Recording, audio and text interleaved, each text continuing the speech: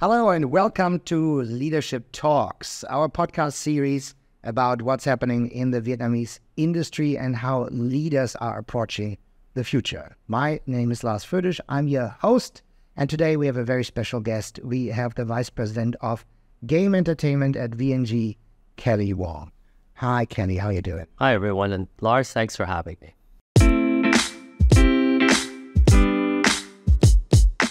Everybody knows VNG in Vietnam. For those that tune in from beyond our shores, maybe just in a nutshell, Sure. What makes VNG so special besides being Vietnam's first unicorn? Sure. I think VNG is a very, very popular name in Vietnam. And like you say, we're quite well known for being the first unicorn. But beyond that, we do have three other verticals of business that we're quite well known for. The first one is obviously the games part, which I'm in charge of. And some of the titles that we have been played probably for over 20 years, around 20 years now, Võ Lâm Truyền Kỳ, and things like that. The second most popular product that we have is Zalo. I think it's pretty much connected to every Vietnamese person. Every adult Vietnamese person in the country has been using it for communication. The third one is Zalo Pay, one of our more recent ventures into fintech. Okay. So how did you venture into gaming? Are you an engineer? Are you a gamer? What got you hooked? I've been playing games as far back as I remember. And I think I took this job more or less to spite my parents and tell them that, you know, when I was small, you told me that gaming would get me nowhere, but you're wrong. But I have been playing games since the Atari days in the 80s, all the way through PC, console, and today, and finally making it a career. What makes this business so different from the others that you have mentioned? I think it's interesting because this is probably one of the most consumer-driven businesses I've been part of. I've also been in different types of consumer business, but I find this one a lot deeper in terms of the level of engagement that a player or a consumer has with our product. It's also very interesting because they do spend time with your product and service. And so our approach to managing the brand, the product, and also the experience that they have is very, very different. And to top it all off, it's all digital. So it's not like board games or card games or things like that. This is purely digital. And a big part of our business, almost 90%, is online, mobile gaming. So which makes for a very versatile experience for them. You started out as a company in Vietnam and you're now expanding into the world. Our topic today is from Vietnam to the world. How do you get that flavor right? Because what might work in one market with one audience might completely drop with others. I don't think we've got it right yet. I think it's something that is ongoing and it evolves. I think when we first started the initiative to go global, we just decided, let's pick a market. Let's just put our foot in and see how it goes. And we did not know what we didn't know. Actually, we didn't know much. And it took a lot of experimentation and really time and patience to figure out how we want to operate in those markets. And the first step is always, let's send people there and then bring our processes across. And you'll quickly find that that's not the way to succeed in an overseas market because there's so many variables that are different from how we experience operations and management in Vietnam. So that's on the how to operate a business. Sure. How to connect with the consumers. Sure. I think our business, like I mentioned, because it's mobile and because it's highly engaging and it's a little bit easier. I don't want to say a lot easier, but it's a little bit easier because games can be played in multiple markets. There are segments of players and consumers that would enjoy games that are very common across multiple markets. They're less constrained by geographies. And I think, the growth of the App Store, iPhone, and mobile devices has made it a lot easier for us to reach audiences outside of our home market. One quick question, follow up on the consumer side. It's, what might be hip today, there might be the next big thing tomorrow. How do you manage this kind of reality that, I don't know, what's the ratio? 2/3 of what you think is great might not fly to the level that you wanted it to. I think the percentage is probably lower. There's a couple elements to that, right? Number one, there's a lot of innovation in the tech industry overall. So something that is popular even 12 months ago will not be popular, may not be popular today, or it could be very popular for a few years. But that there's a strong R&D dynamic that just things are created and they just get adopted. The second element of it is how long it stays, right? Is it really here for a longer period and there's a good use case for it, or is it just a fad and it drops off? I think the third element is really driven by the consumers themselves. There's a demographic element to it, right? There's early adopters that are at a young age that are pretty much mobile first generation. They'll try anything on mobile. And there's things and applications that, people at my age, a little bit older, may not even understand, but we can't even understand why it's popular. But we would use different apps as well, in contrast to the younger people. So there's a demographic element to what sticks and what doesn't. And so those are probably the three main things that from my understanding, that sort of drive this industry forward. You mentioned strong emphasis on R&D. Yes. I assume you always started in Vietnam. That's the biggest market. But then how do you get ideas and techniques and different perspectives now that you're conquering the world? I think as a company that is Vietnamese and a little bit more conservative, I would say, than the American ones or European ones, we tend to copy and look at what other people are doing and seeing, okay, maybe we should head in that direction. In terms of quantum, size, and commitment, we would commit less resources because we're smaller than other tech companies, obviously, around the world. At the same time, the applications that would emerge from, let's say, something developed in the US or Europe may not apply to Asia as well, I would say. But there are ways where, we can maybe take a product and then alter it or innovate it and just make it more localized. That's generally the way we would look at something. I think it's really hard for us in Vietnam, and even as we expand into the region, to come up with something completely new that would have mass adoption or go viral. I think the probability of that is low. And when you manage a business, you do have to manage risks and therefore probabilities as well. So do you have still any kind of moonshot projects where you say, okay, we place those long-term bets and some will work out and some won't? I think moonshot bets are more designed for large companies that have really large balance sheets and cash flows coming in. I think from our perspective, we're already taking a lot of, risks or chances as we expand regionally, doing what we already know. There's lessons in that expansion that we're still, paying for, let's say. But to take a full moonshot bet, it's very rare, I think, for most Asian companies even. So what are some of those lessons learned that you mentioned? I think it's interesting because there's so many different lessons, but I think it falls into a handful of buckets. I think the first one is people. As we move ourselves away from being Vietnam-centric to more regional, the people element is really important. And we realize that we do need a very strong commitment in each of the territories or each in the cultural areas that we operate to understand the people, not just from a consumer perspective, but also from a staffing perspective. I think the second thing that we tend to need to learn more about is how decisions are made or the cultural nuances of how discussions and decisions are made. And you can imagine now that we are in so many different places with so many different languages and cultures, even when we have a meeting, we have to decide, well, what language is this going to be in? Do we have the right translators to make this an engaging discussion? And number three, who's going to really make the decisions here or who takes responsibility for the decisions afterwards? I think the third one is what we've really learned is patience, right? Because there's not always going to be the right game, the right product for all the markets. And so we're having to be a little bit patient about, okay, if we don't find the right fit, let's take a step back and let's wait for the right chance to really drive something into the market or promote it in the market. So I think those three are probably the biggest lessons learned that we've had. Big portion of what you described is about cultural differences, could be business culture, could be culture on the ground. From your own experience, what was the biggest kind of unexpected difference until you realize, okay, we have to take a step back and a different approach, maybe our neighboring countries, maybe beyond? So a really good example is, I guess I draw from my own personal experience. I was born in Hong Kong, I grew up in Canada, and now I'm working and living in Vietnam. I think by definition, I'm third culture. So I don't define myself as one.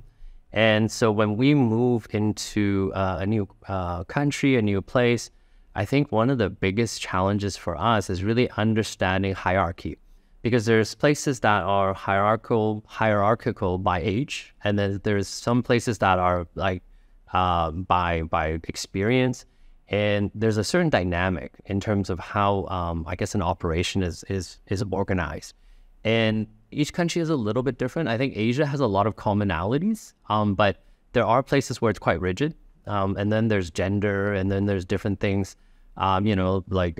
Basically, is it business driven? Is this process driven? Is it, regulation driven? So these are the things that I guess our biggest challenge every time we move into market. How do we organize ourselves so that we can function as an organization in that territory? Is there any advice you can give to other Vietnamese businesses, especially in the tech sector, that want to venture abroad? I think one of the biggest advices I would give my colleagues and peers in the industry is you really have to go there to see. And one of the key things that I've always adhered to is if we don't visit it, we haven't seen it, or enough people have experienced it, we really won't know how to handle it when we get there. And once you've seen it, the second thing you want to do is find help. Really find someone locally that can help you, whether it's hiring someone that would be on the ground, you can send people with to sort of train and acclimatize. That's probably the biggest advice I would have. And that's how we've done it so far. We've experimented with other things like sending people across, hiring a subject matter expert to operate in a different country. What we found best is really finding someone locally that we can work with and that can understand, explain to us, and teach us how this system works here, how things are done, and then adapting that to how we think things should be done. I think. So one thing we discussed was how to venture abroad, but part of that is then also like, how do you bring abroad to your HQ? How do you also make sure that the mothership adopts? Right. There's been a lot of retooling on the back end side at VNG. For example, when I first joined, before we started venturing out, all our systems were in Vietnamese. And when you start hiring people from overseas and they tap into your system, they can't understand. So we had to upgrade our own systems to adapt to being more international. And I think now our back-end systems are probably 4 languages now versus just Vietnamese previously. The second thing is bringing them here to spend time. Funny enough, Vietnam is a really attractive destination for regional tech people, not just because it's a great place to do business, it's also a great place to spend time. So it's been easy for us to pull them in a couple weeks at a time. And for example, when I hire a senior manager overseas, I'm asked that they spend a month or 2 here and just work with the team at the office. And so it helps acclimatize not just the person coming in, but the team here in dealing with overseas cultures. We also send a lot of our Vietnamese colleagues overseas into the other offices to have them spend time as well. I still believe, even with all this technology, in face-to-face meetings, so that they spend time not just in the office, but in the city with their colleagues, spending a little bit more than just office time, so they actually understand each other as human beings. And, if you're on Zoom or other kind of video calls, there's only that much prior time you would spend or discuss. Let's talk about brand for a moment. Sure. Right?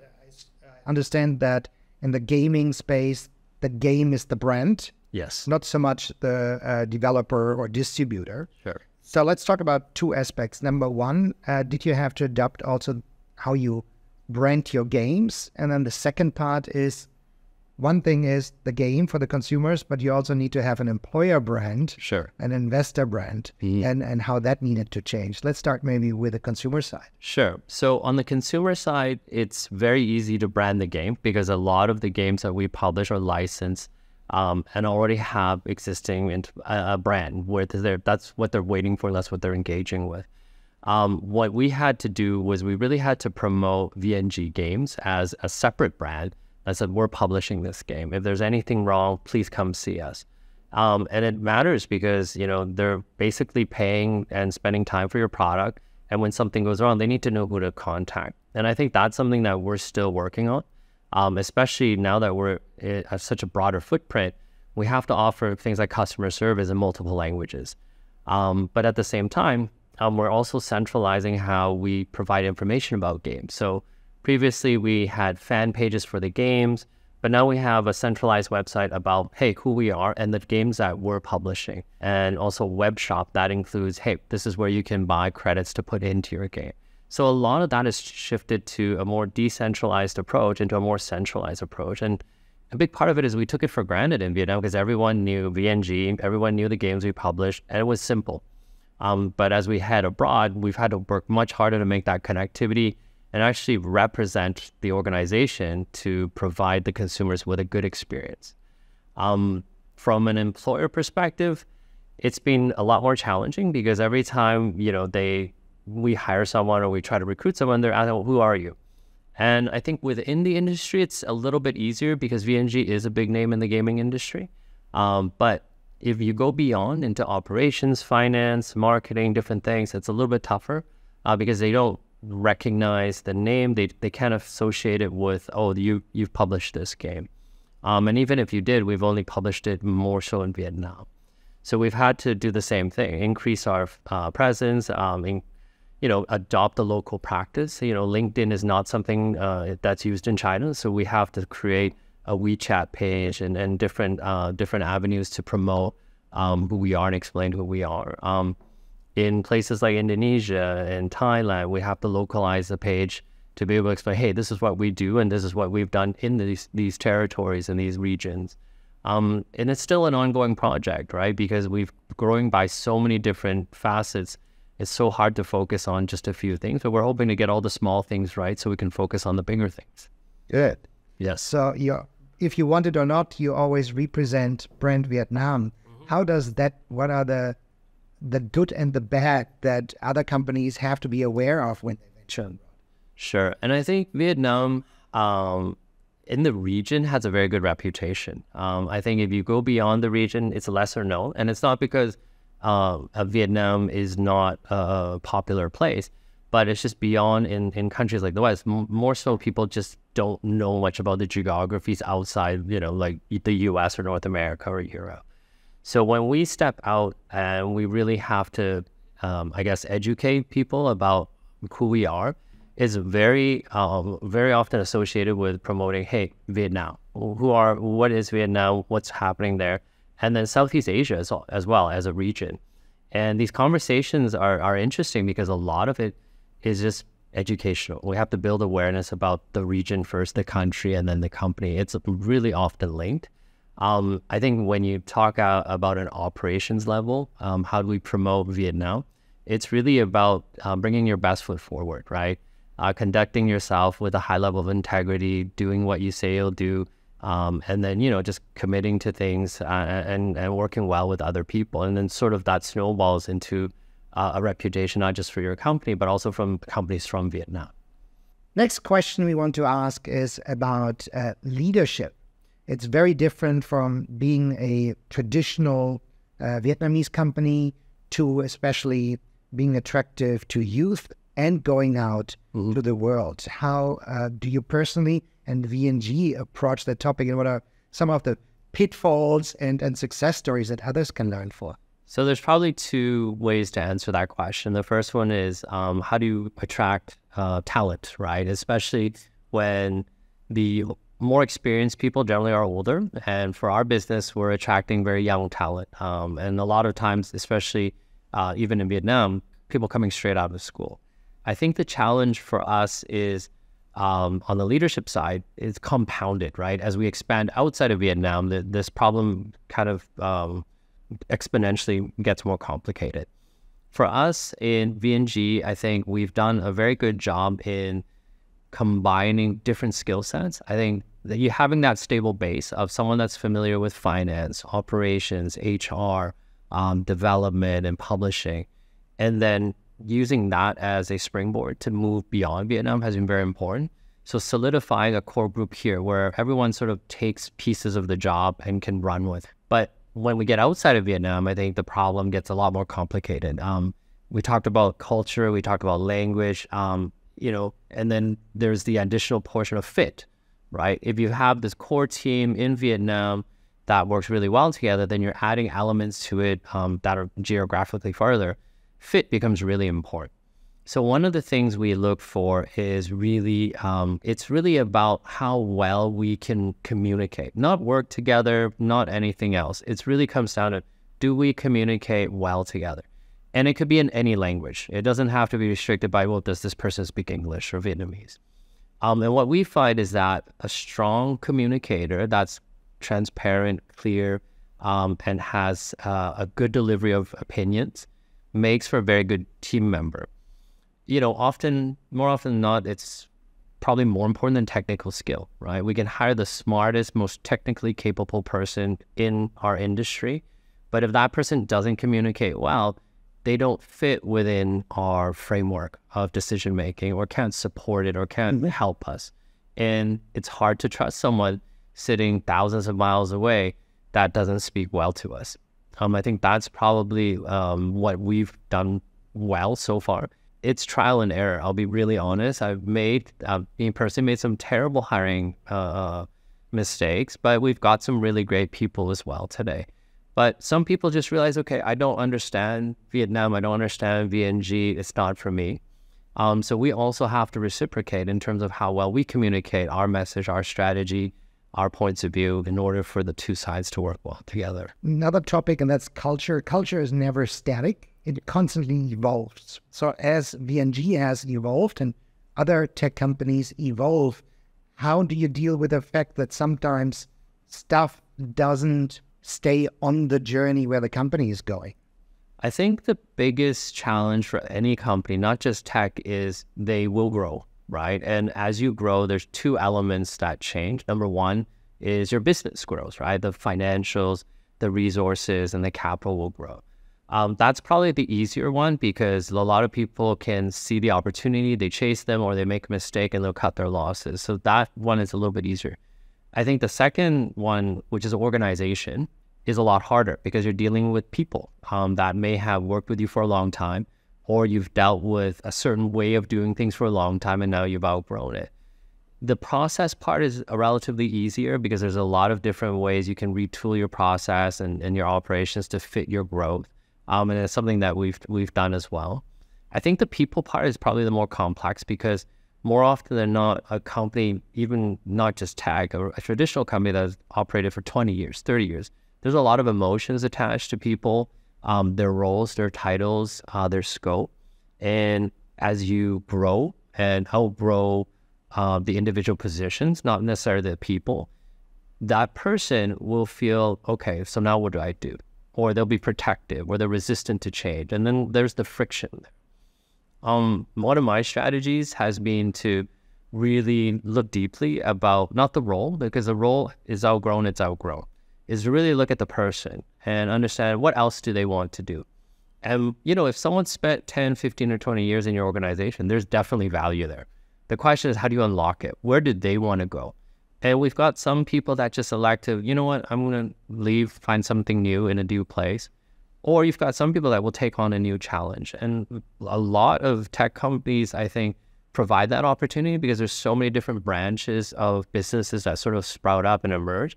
So it's a lot easier for us. From a marketing and brand perspective, brands normally follow audiences. As audiences spend more time on games than traditional media, how do you see that the Unilevers, the P&Gs, the Coca-Colas, or anybody, even the car manufacturers, all want to have a stake of the gaming community?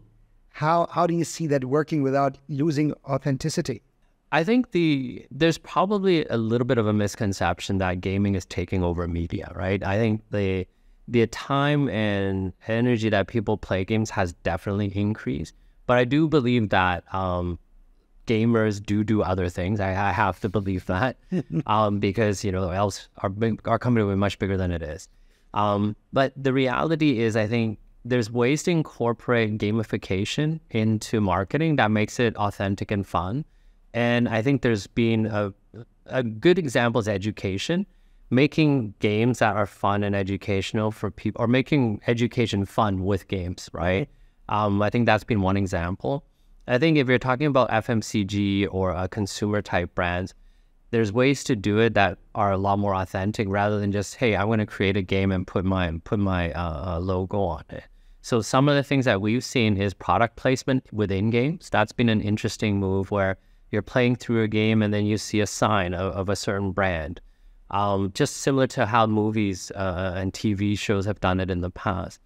Another way is to run promotional campaigns where, you can win a certain prize if you, played a game or done something to engage the brand itself through this game. Another one is through the ad networks like Facebook, Google, TikTok, where they actually run really interesting user campaigns that a lot of the consumer brands can participate in. I think I was in consumer for a lot of years, and one of the challenges has been the shift to digital has been relatively slow, mainly because they still measure success and impact with eyeballs, right? Impressions.